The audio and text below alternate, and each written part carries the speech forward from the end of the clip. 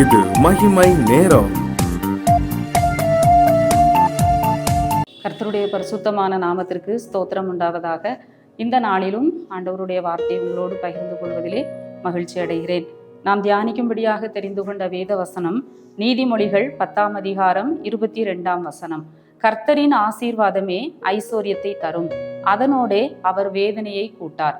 கர்த்தரின் ஆசீர்வாதமே ஐஸ்வர்யத்தை தரும், அதனோடே அவர் வேதனையை கூட்டார். நான் பார்க்கிறோம், இன்றைக்கும் கூட நம்ம எல்லாரும் ஆசீர்வாதத்தை விரும்புகிறவர்கள். ஆசீர்வாதம் என்று சொன்னாலே யாரும் வேண்டாம் என்று சொல்வதில்லை. நாம் எல்லாருமே ஆண்டவரிடத்துல எதிர்பார்ப்பது என்ன? ஆசீர்வாதத்தை தான் நாம் எதிர்பார்க்கிறோம். ஆண்டவருடைய ஆசீர்வாதம் தான் ஐஸ்வர்யத்தை தரும். ஆண்டவர் கொடுக்கிற ஆசீர்வாதம் ஒரு நாளும் வேதனை இல்லாத ஒரு ஆசீர்வாதமாக இருக்கும். இன்றைக்கு அநேகர் பணத்தை சம்பாதிப்பதற்காக பணத்தை அதிகமாக சம்பாதிப்பது தான் ஆசீர்வாதம் என்று சொல்லி நினைக்கிறார்கள். அந்த பணத்தை சம்பாதிப்பதற்காக பல்வேறு குறுக்கு வழிகளிலே செல்கிறதை நாம் பார்க்கிறோம். அவர்கள் சம்பாதித்த அந்த செல்வமே அவர்களுக்கு ஒரு நாள் கண்ணியாக மாறிவிடுகிறது. ஆனால் ஆண்டவர் சொல்கிறார், கர்த்தரின் ஆசீர்வாதமே ஐஸ்வர்யத்தை தரும். கர்த்தர் கொடுக்கிற ஆசீர்வாதம், ஆண்டவர் கொடுக்கிற சமாதானம், ஆண்டவர் கொடுக்கிற சுகம், ஆண்டவர் கொடுக்கிற ஆரோக்கியம் நம்ம வாழ்க்கையிலே சந்தோஷத்தை தரும். அது நமக்கு ஆசீர்வாதத்தை தரும் என்பதிலே சந்தேகம் இல்லை. இன்றைக்கு அநேகர் பூமியிலே என்ன செய்ய வேண்டும்? கோடிக்கணக்கான சொத்துக்களை நாம் சேர்த்து குவிக்க வேண்டும் என்று சொல்லி ஆசீர்வாதம் ஆசீர்வாதம் என்று சொல்லி தேடி ஓடுகிறதை நாம பார்க்கிறோம். ஆனால் ஆண்டவர் கொடுக்கிற ஆசீர்வாதம் அப்படிப்பட்டது அல்ல. நம்ம வேதத்திலே பார்க்கிறோம், அந்த நாபோத்தினுடைய திராட்சை தோட்டத்தை அந்த ஆகாப்புக்காக அவனுடைய மனைவி ஏசவேல் என்ன செய்கிறாள்? நாபோத்தை கொன்று அவனுடைய திராட்சை தோட்டத்தை அபகரித்து கொள்கிறதை பார்க்கிறோம்.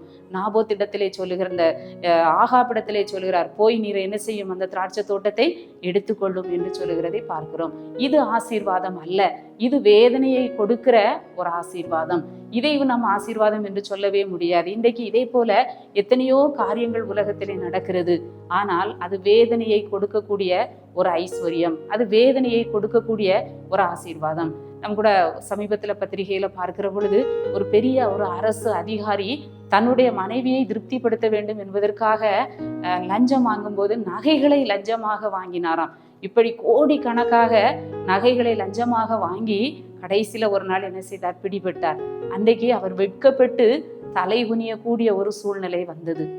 கர்த்தர் கொடுக்கிற ஆசீர்வாதம் தான் நம்ம வாழ்க்கையில ஐஸ்வர்யத்தை தரும், மேன்மையை தரும், சமாதானத்தை தரும், மகிழ்ச்சியை தரும். ஏனென்று சொன்னால் அதிலே என்ன இருக்காது? வேதனை இருக்காது. ஆண்டவருடைய விருப்பம் என்ன? இஸ்ரவேலை ஆசீர்வதிப்பதே கர்த்தருக்கு பிரியம். நம்மை ஆசீர்வதிக்க வேண்டும், நம்மை திருப்திப்படுத்த வேண்டும், நம்மை உயர்த்த வேண்டும். இதுதான் கர்த்தருடைய விருப்பம். நாம் அவருக்கு பிரியமாக வாழும் பொழுது, ஆண்டவருக்கு நம்மை அர்ப்பணித்து வாழுகிற பொழுது, ஆண்டவரே உம்முடைய ஆசீர்வாதம் என் வாழ்க்கையிலே வரட்டும், ஆண்டவரே உம்முடைய ஆசீர்வாதம் என் பிள்ளைகள் வாழ்க்கையிலே வரட்டும், வேதனை இல்லாத ஆசீர்வாதத்தை எனக்கு தாரும் என்று சொல்லி கேட்கிற பொழுது, அதை நாம் வாஞ்சிக்கிற பொழுது ஆண்டவர் அந்த ஆசீர்வாதத்தை நமக்கு கொடுக்கிறார். ஆண்டவர் கொடுக்கிற ஆசீர்வாதம் எந்த ஒரு வேதனையும் இருக்காது. ஒரு நல்ல ஒரு ஆசீர்வாதம் நம்ம வாழ்க்கையில வரும் பொழுது அதனால எந்த ஒரு மன கஷ்டங்களோ எந்த ஒரு பிரச்சனையும் இல்லாமல் ஒரு ஆண்டவர் ஒரு சமாதானமான ஒரு ஆசீர்வாதத்தை அவருடைய பிள்ளைகளுக்கு என்று ஆண்டவர் கொடுக்கிறார். அதைத்தான் தாவீது சொல்லுகிறார், உம்முடைய ஆசீர்வாதத்தினாலே உமது அடியானின் வீடு ஆசீர்வதிக்கப்பட்டு இருப்பதாக. ஆண்டவரே, இந்த உலகத்துல எத்தனையோ விதங்கள்ல ஆசீர்வாதம் என்று சொல்லலாம். ஆனால் கர்த்தர் அவருடைய பிள்ளைகளுக்கு என்று ஒரு ஆசீர்வாதத்தை வைத்திருக்கிறார். உம்முடைய ஆசீர்வாதத்தினாலே உமது அடியானின் வீடு ஆசீர்வதிக்கப்படுவதாக. நாம் தினந்தோறும் ஜெபிக்கிற பொழுது இந்த வார்த்தையை நாம சொல்லுவோம், ஆண்டவரே உம்முடைய ஆசீர்வாதத்தினாலே எங்க வீடு ஆசீர்வதிக்கப்படட்டும், உம்முடைய ஆசீர்வாதத்தினாலே என் பிள்ளைகள் ஆசீர்வதிக்கப்படட்டும் ஆண்டவரே என்று சொல்லி நாம ஜெபிக்கிற பொழுது ஆண்டவருடைய ஆசீர்வாதம் நம்முடைய வாழ்க்கையிலே கடந்து வருகிறது. அநேகருக்கு முன்பாக ஆண்டவருடைய ஆசீர்வாதம் நமக்கு கிடைக்கிறது. நாம் ஆசீர்வாதத்தை தேடி தேடி அலைய வேண்டிய அவசியம் இல்லை. ஆண்டவருக்கு நம்மை அர்ப்பணித்து நம்முடைய வழிகள் அவருக்கு பிரியமாக இருக்கிற பொழுது, நாம் ஆண்டவரிடத்திலே கேட்கிற பொழுது அவருக்குரிய ஆசீர்வாதத்தை, சரீர சுகம், நல்ல ஆண்டவர் எதிர்காலம், பிள்ளைகளுக்கு நல்ல எதிர்காலத்தை ஆண்டவர் தருகிறார். நல்ல திருமண வாழ்க்கை, இது கர்த்தர் கொடுக்கிற ஆசீர்வாதம். கர்ப்பத்தின் கனிகள் ஏற்ற வேளையிலே அதினதின் காலத்தில் ஆண்டவர் கொடுக்கிற ஆசீர்வாதங்கள். கர்த்தரின் ஆசீர்வாதங்கள், வேதனை இல்லாத ஆசீர்வாதங்கள், எந்த நேரத்துல எப்படி ஆசீர்வதிக்கணும், இந்த ஆசீர்வாதத்தை எப்பொழுது கொடுக்கணும் என்று ஆண்டவர் அறிந்திருக்கிறார். அதினதின் காலத்தில் நேர்த்தியாய் நம்மை அவர் ஆசீர்வதிக்கிற தேவன்.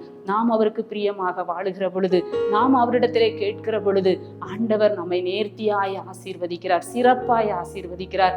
ஒன்றும் குறைவுபடாதபடி, ஒருவேளை குறைவுகள் இருக்கலாம், குறைவுகள் வாழ்க்கையிலே வரும், பலவித குறைவுகள் வரும். ஆனால் நாம் அவரிடத்திலே வாஞ்சிக்கிற பொழுது, ஜெபிக்கிற பொழுது ஆண்டவர் அந்த குறைவை நிறைவாக்கி ஆண்டவர் ஆசீர்வாதத்தை கொடுக்கிறார். அவர் கொடுக்கிற ஆசீர்வாதம் அது ஒரு வேதனை இல்லாத ஆசீர்வாதமாக இருக்கும். இல்லாவிட்டால் நாம உண்டு பண்ணுகிற ஆசீர்வாதம் என்று சொல்லுகிற நாம செய்கிற காரியங்கள் அது கடைசியிலே அது வேதனையை கொண்டு வரும். ஆரம்பத்திலே அது நமக்கு சமாதானத்தை, நமக்கு அது பெரிய ஆசீர்வாதத்தை கொடுத்தது போல இருக்கலாம்.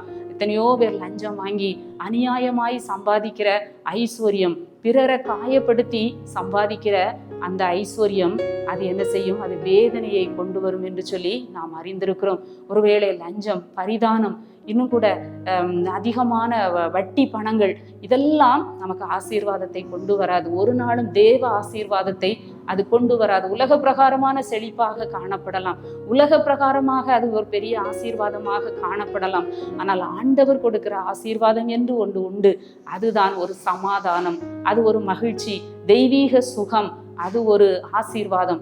அது நமக்கு இடரல் இல்லாத ஒரு சமாதானத்தை கொடுக்கிற ஒரு ஆசீர்வாதம். இந்த காலை வேளையிலே நாம் அதை வாஞ்சிப்போம். ஆண்டவரே, உம்முடைய ஆசீர்வாதத்தை என்னுடைய வாழ்க்கையிலே தாரும்.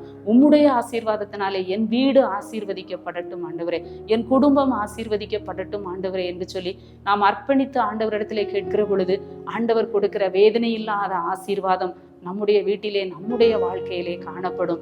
நாம் காலை வேளையிலே தலை தாழ்த்தி ஜெபிப்போம். எங்களை நேசிக்கிற நல்ல ஆண்டவரே, காலை வேளைக்காக உம்மை துதிக்கிறோம், உம்மை ஸ்தோத்தரிக்கிறோம்.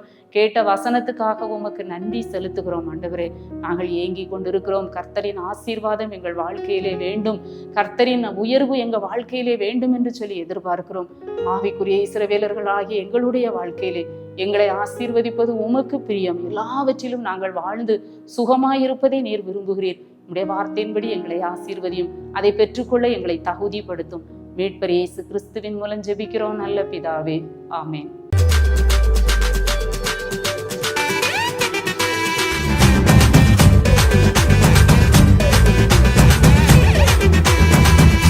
மகிமை மகிமை